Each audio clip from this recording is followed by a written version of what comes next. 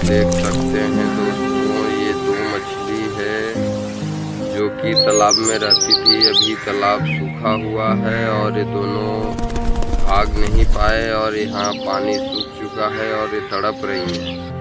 तभी इनको दो पक्षियाँ जो है देखती हैं और इनको तालाब में ले जाकर छोड़ने का प्लान करती हैं दोस्तों। तो आप लोग देख सकते हैं ये दोनों पक्षी कैसे इनको चोंच में पकड़कर तालाब में ले जाकर छोड़ती है और दोनों कितना तालाब में पहुंचने के बाद इनको कितनी खुशी मिलती है आप लोग देख सकते हैं। और ये परिंदे उनको दुआ भी देते हैं।